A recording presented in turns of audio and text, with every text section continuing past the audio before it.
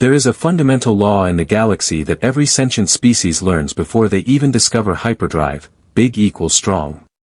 Strong equals feared. And weak? Weak species exist solely to be trampled upon. But laws, no matter how ancient, are meant to be broken. My name is Van Ran. I work as a senior cargo supervisor on Station Terminus 7, a decaying, rust-caked orbital platform hanging in the neutral void between civilized sectors. 17 different species live aboard this floating metal graveyard, and hundreds more pass through weekly to trade, smuggle, or hide. I've seen hulking behemoths that could crush starships with their bare hides. I've smelled atmospheric vents that violated every galactic sanitary code in existence. Nothing, and I mean absolutely nothing, prepared me for the afternoon a human walked into Cargo Bay 4. I was up to my third jointed appendage in a barrel of fermented slime beetles when the heavy pneumatic airlock hissed open. The ambient hum of heavy machinery and cross-species chatter sputtered out instantly. The creature was tiny. Now, understand that in galactic terms, tiny is a relative descriptor. But when you spend your shifts surrounded by clients who loom 9 feet tall on pillar-like legs, or Kra'thax whose armored, serpentine torsos stretch 20 feet when fully uncoiled. A bipedal creature standing barely 5.5 feet tall looks utterly absurd. It looked like a stray pet that had wandered off a luxury cruiser. Something you'd keep in a glass terrarium and feed synthetic nutrient pellets. The human wore a utilitarian jumpsuit dyed in an aggressively plain shade of beige, the universal color for, I am unimportant, please do not perceive me. It had smooth, fragile-looking skin. A patch of dark fur on top of its skull, and forward-facing eyes that gave it a predatory gaze. Though mounted on a frame that suggested its primary survival instinct was looking pitiful until something larger took pity on it. Grint, my lead cargo handler, a massive Vorash built like an armored siege tank, was the first to start laughing. A Vorash laugh sounds like a gravel slide tumbling down a mountain, loud and abrasive. Within 3 seconds, half the bay joined in. The human paused. Its skin did a strange trick, shifting from pale to a faint pinkish hue. Back then, I didn't know what that meant. Spoiler alert, it was not a sign of fear. Hey there, little guy. Grint boomed, his massive chest expanding as his voice echoed off the steel girders. You lose your way from the level 12 petting zoo. More roaring laughter echoed through the bay. Even Priscilla, a 3-foot-tall rodent-like merchant, squeaked with delight. When even the smallest species on the station feels brave enough to mock you, you know you look helpless. The human didn't flinch. Its strange, dual-pupil eyes slowly scanned the crowd, taking in the towering brutes, the heavy pulse rifles holstered at hips, and the mocking grins. My name is Marcus Cole, the human said. His voice was unsettlingly calm, lacking even a tremor. I am here to collect a freight transfer for the Terran Mining Consortium. Oh, look. It talks. Priscilla squeaked, clutching her trade tablet. Marcus Cole pulled a thin digital pad from his pocket with hands that possessed only 5 digits. Pathetic, really. Most dominant species had at least 7 for optimal tool manipulation. The shipment manifest is verified, Marcus continued, holding up the pad. Container 7743 Alpha. If someone could direct me to the loading dock, I'll be on my way. Grint pushed himself off the cargo crate he was leaning against. His massive frame, easily 3 times the human's mass, lumbered forward, blocking the narrow walkway. Sure, Grint rumbled, exposing rows of serrated teeth. We can do that. But first, there's the new arrival tax. Station rules, small fry. It wasn't station rules. It was Grint being a predator. I should have spoken up. As station supervisor, it was technically my job to maintain order. But I kept my mouth shut. The cold logic of the cosmos was at play, the weak pay tribute to the strong. This tiny creature was asking for trouble simply by existing in a high-gravity industrial sector without an armed escort. I don't have credits for extortion, Marcus said quietly. I'm just here for the crate. No credits. Grint looked back at the crowd, grinning. Then I guess we've got a real problem. The pink tint on the human's neck deepened into a flush. His hands slowly curled into tight, compact spheres. Look, Marcus said, his voice dropping an octave. I've been in hypertransit for 14 consecutive jumps. I'm tired, I'm hungry, and my life support system was blowing recycled oxygen for the last 12 hours. Can we skip the intimidation routine? Grint's neck crest flared wide, a sign of genuine insult among the Vorash. Intimidation routine. You think I'm playing with you, dirt crawler? Someone in the back threw a piece of greasy cargo netting. It struck Marcus square in the chest, leaving a dark oil stain across his beige jumpsuit. The human looked down at the stain, then raised his gaze back to Grint. The color vanished from his face. His eyes turned colder than deep space. For 2 seconds, my survival instinct screamed at me to step back.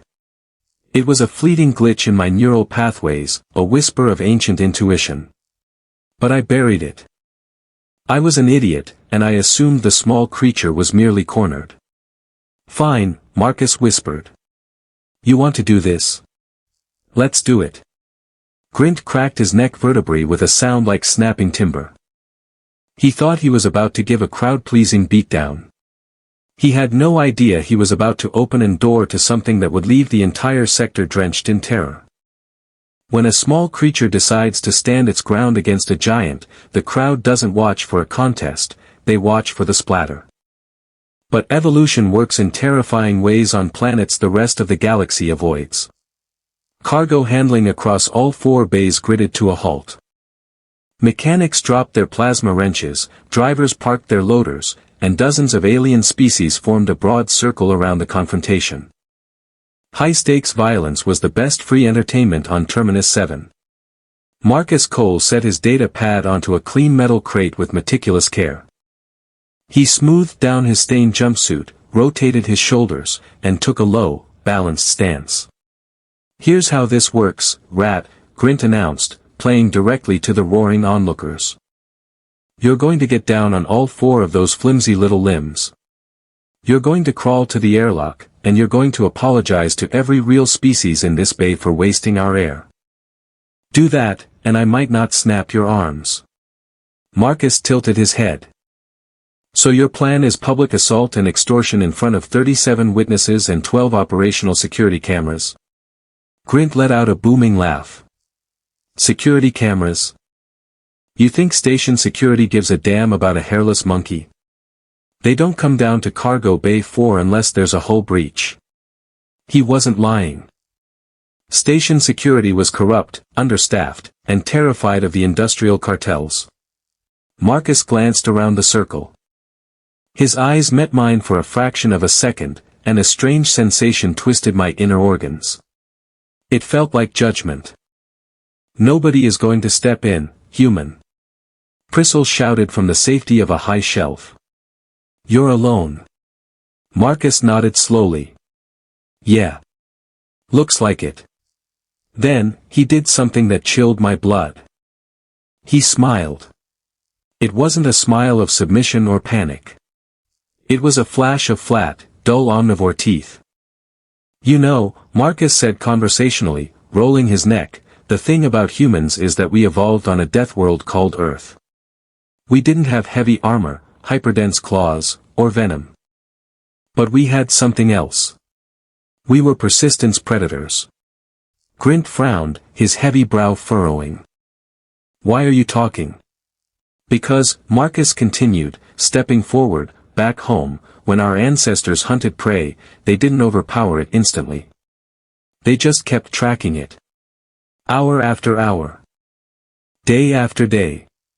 Through blazing heat and freezing cold, until the prey's heart burst from pure exhaustion. Shut your mouth. Grint roared, losing his patience. The point is, Marcus said softly, you need to understand what happens when a persistence predator stops tracking, and decides to eliminate a threat. Grint lunged.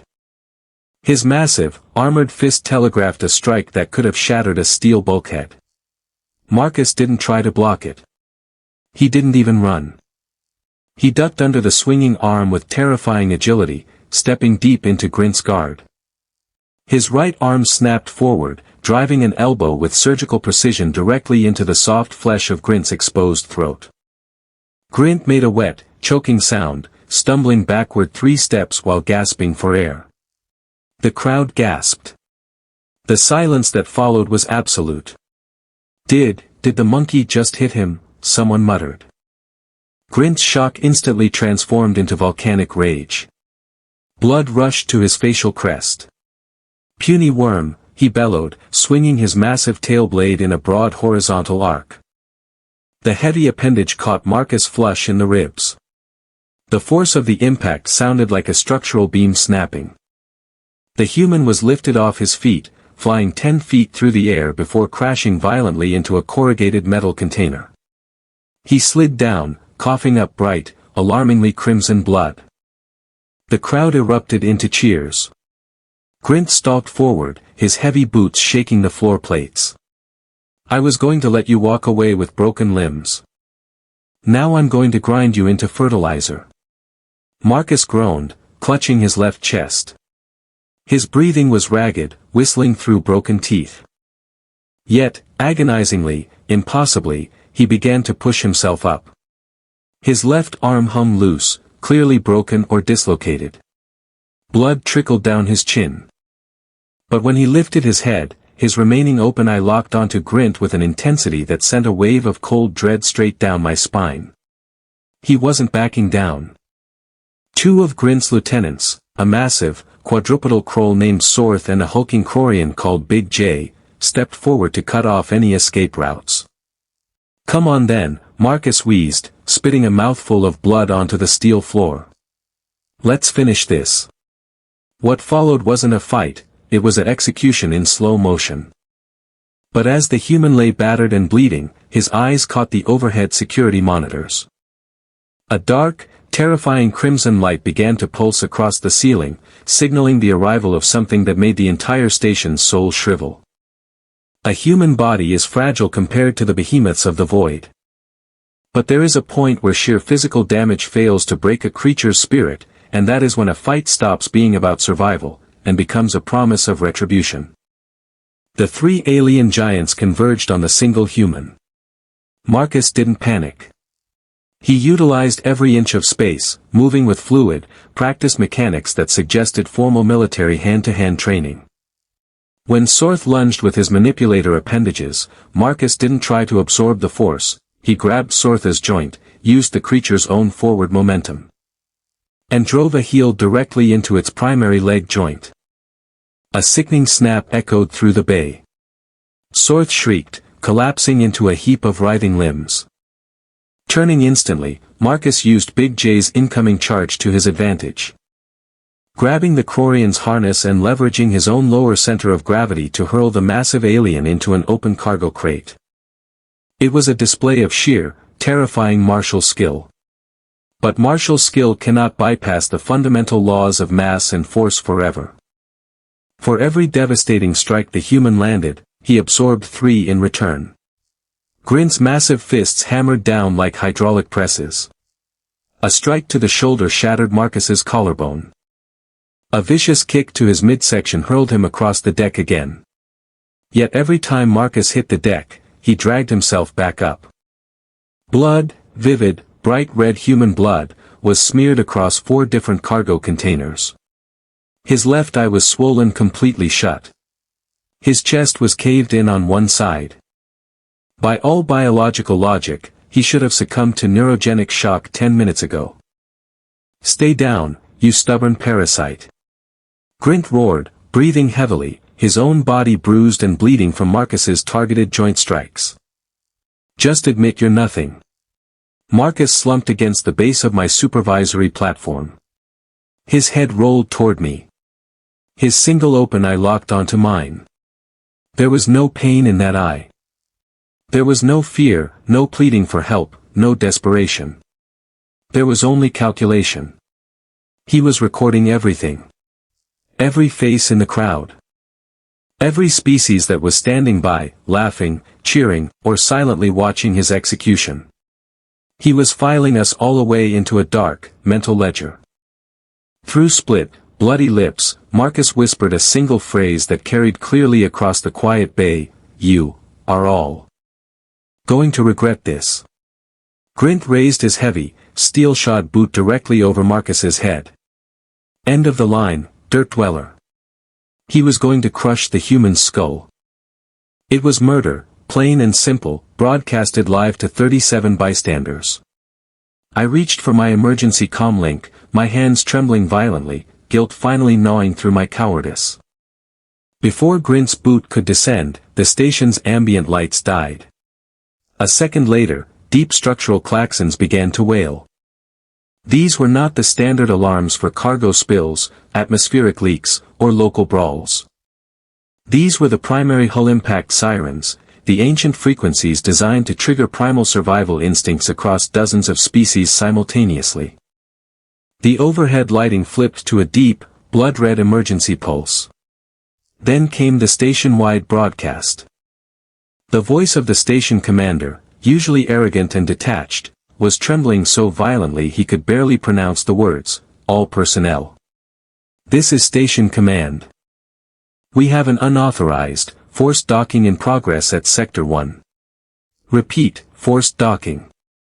The approaching vessel has been identified as a Kra'thax war dredge. All species are ordered to cease activity, raise your hands, and do not, under any circumstances, engage or provoke them." The cargo bay went dead silent. Grint's boot froze 6 inches above Marcus's head.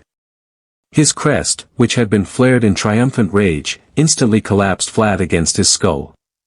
I forgot how to breathe. The Kra'thax. The apex predators of the known universe. The nightmare species that destroyed entire starfleets for minor insults. And their warship hadn't just requested docking, it had just torn through Sector 1's outer bulkheads like tissue paper. There are species in the galaxy you negotiate with, species you fight, and species you simply pray do not notice your existence. The Kra'thax do not negotiate, and they never leave survivors. If you tell a child on any civilized world a horror story, you do not invent imaginary monsters. You simply speak the name, Kra'thax. They are an evolutionary anomaly, a species born on a high-gravity death world so hostile that survival required absolute biological perfection. They stand between 8 and 10 feet tall, covered in thick, segmented natural armor that hardens as they age. They possess 6 limbs, 4 heavy, digitigrade legs built for explosive speed, and 2 upper limbs terminating in razor-sharp bone blades capable of cleaving hardened ship plating. In recorded galactic history, no species had ever won a war against them. The only reason the Kra'thax hadn't conquered the galaxy was simple: they considered the rest of us too insignificant to bother ruling. They stayed within their dark nebula, emerging only when provoked or when honoring ancient, terrifying traditions. The entire station shuddered violently. Normally, a ship docking with Terminus 7 required 40 minutes of precision thruster alignment, safety checks, and airlock pressure equalizations. The Kra'thax warship completed docking in less than 3 minutes. The horrifying sound of tearing hull metal and crushing support beams vibrated through the floor plates. They hadn't used the docking clamps, they had physically rammed their boarding ramp through the station's outer bulkhead. In Cargo Bay 4, no one moved. Grint slowly backed away from Marcus's broken form, his massive body trembling. Priscilla was hyperventilating on her shelf. Big J had dropped to his knees, burying his head in his hands. "Where do we hide?" Priscilla whimpered, her voice cracking. "Where do we go?" "You don't hide from Kra'thax," I whispered, my voice hollow. "If they came aboard, we're already dead." The massive blast doors to Cargo Bay 4, 6-inch thick reinforced durasteel meant to withstand explosive depressurization, began to groan. The metal bulged inward.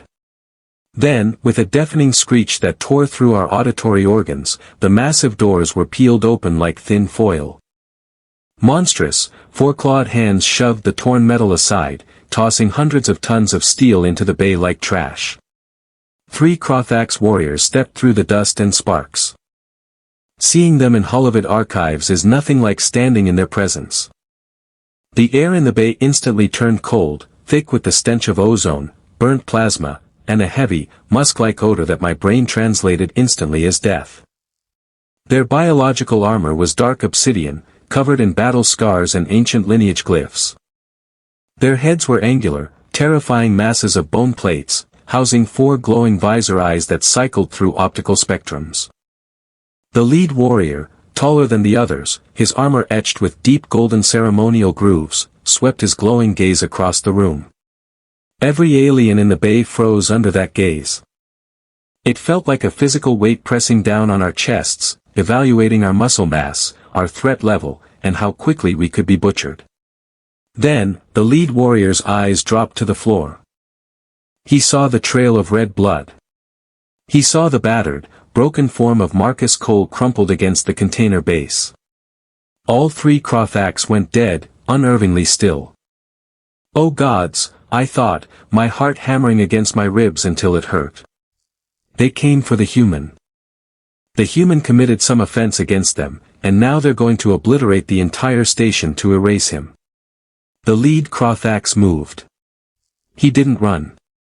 He walked with a terrifying, measured grace, his heavy claws clicking against the steel floor plates. The crowd frantically parted before him, aliens trampling over each other just to get out of his path. Grint whimpered, a high-pitched sound I didn't know a Vorash was capable of making. The monster reached the human.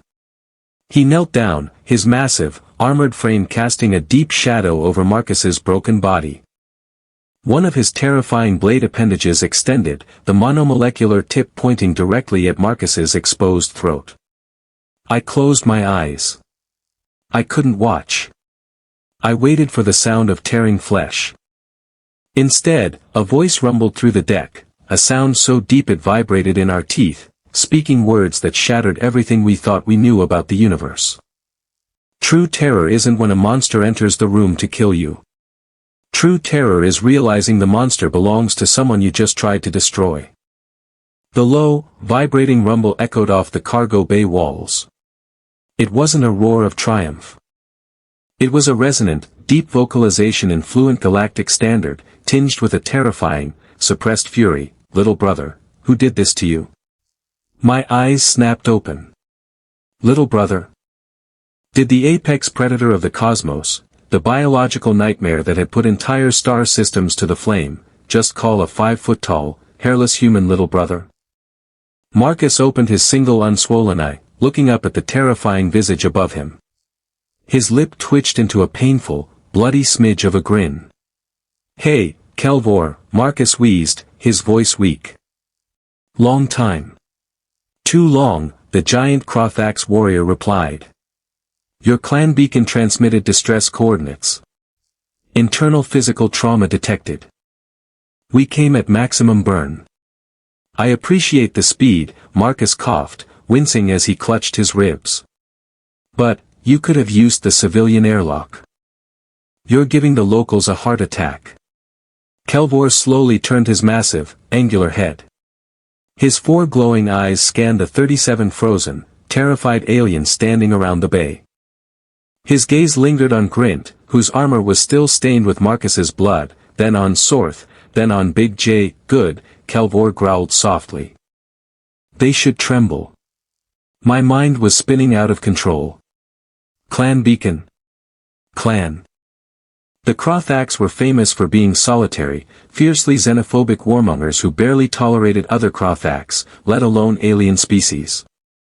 They had no allies. They signed no treaties. They recognized no galactic governments. Yet here stood a Kra'thax high commander, kneeling in the dirt, tenderly cradling a human like a prized kin. Kelvor raised 2 fingers. The 2 Kra'thax warriors standing at the destroyed door moved with blinding speed. Within 2 seconds, they had taken up tactical positions blocking both major exits of the cargo bay. They didn't draw weapons, their body language made it clear that their natural appendages were more than enough to handle 37 civilians. "I am fine," Marcus tried to lie, attempting to push himself up. He immediately collapsed back into Kelvor's massive claw. "Just a minor misunderstanding." Kelvor produced a small bioscanner from his waist housing and passed a beam of light over Marcus's torso. The device chimed in a series of harsh electronic clicks. 3 fractured ribs. Left lung partially collapsed. Severe internal hemorrhaging.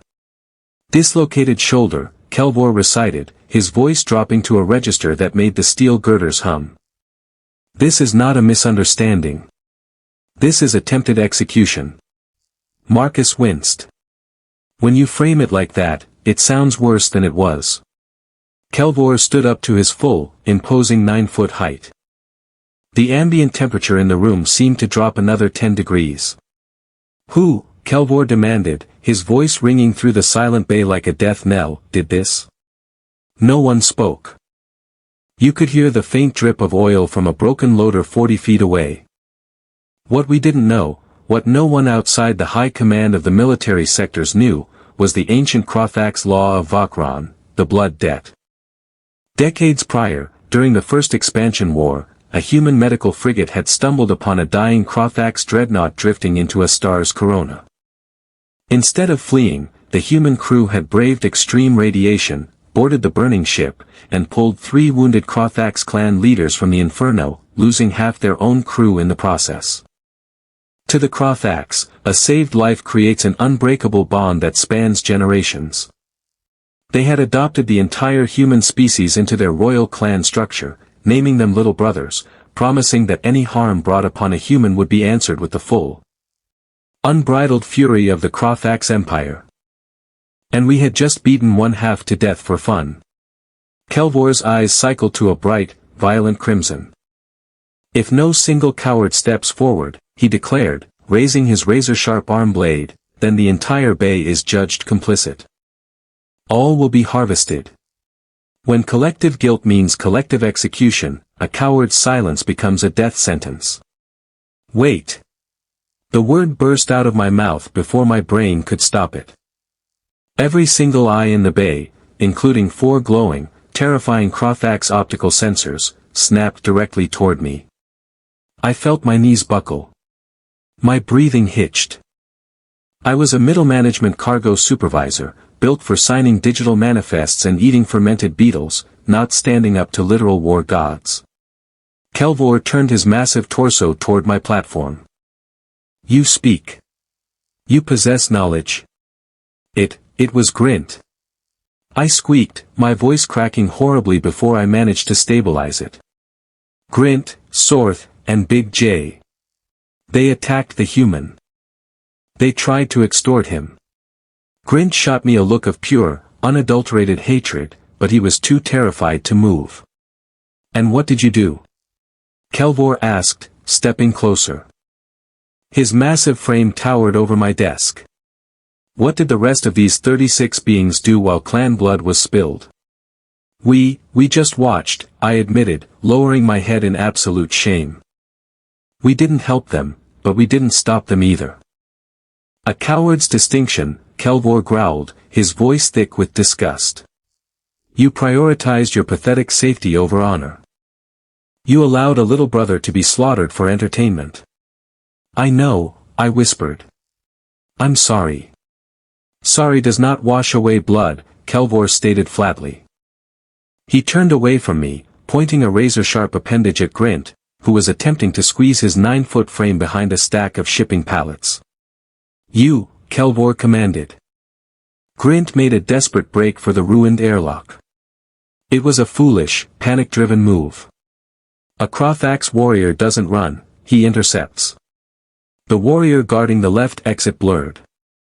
To the organic eye, he simply vanished from his position and reappeared 20 feet away. A massive, armored hand reached out, catching Grint by his throat in mid-stride and slamming him down into the deck plates with enough force to crack the steel floor. Grint let out a choked scream as the Kra'thax warrior pinned him down with a single claw, exerting just enough pressure to keep him immobilized. Sorth and Big J dropped to their knees immediately, trembling uncontrollably, raising their appendages in total surrender. "You will face clan justice," Kelvor declared, his arm blade extending to its full 3-foot length, glinting under the red emergency lights. "Your blood will balance the debt." "No." Marcus's raspy voice cut through the air. Kelvor froze, looking down at the broken human. "Little brother?" "No execution," Marcus wheezed, taking a painful breath. "No blood debt killings on this station. I'm invoking the right of mercy." Kelvor went completely still. The two other Kra'thax warriors tilted their heads in unison, a gesture of profound confusion. "The right of mercy is an ancient clan privilege," Kelvor stated, his voice tight. "It is granted by the clan, not requested by the victim." "I am clan," Marcus said, his single open eye flashing with defiance. "You said it yourself. I have the right to claim my debt in mercy, not death." A long, suffocating silence descended over Cargo Bay 4. For 10 agonizing seconds, the apex predator stared down at the tiny, battered human. Then, Kelvor emitted a sound like two massive grindstones rubbing together. It took me a moment to realize it was Kra'thax laughter. "You remember our laws better than some born to the armor," Kelvor rumbled, lowering his blade. "Very well. The right of mercy is honored. They live." A collective sigh of relief swept through the room. Aliens slumped against walls, wiping sweat from their brows. "However," Kelvor added, his voice dropping into a register of cold, absolute finality, "mercy has a cost." The relief in the room evaporated instantly as Kelvor pulled a heavy metallic device from his war harness. The punishment wasn't death today. It was something that would follow them to the edges of the galaxy for the rest of their lives. Death is quick. A death sentence ends your suffering in a second. But being marked by the apex predators means the entire galaxy becomes your prison. Kelvor stepped over to Grint, who was still pinned beneath the massive warrior's boot. The High Commander raised the metallic device, a Kra'thax gene tagger, and pressed it against Grint's exposed neck crest. A bright, crimson pulse of energy flashed. Grint shrieked as the device seared a permanent, glowing red brand into his hide. Kelvor repeated the process with Sorth and Big J. Neither dared to struggle. "You three are now marked," Kelvor announced, his voice carrying to every corner of the bay.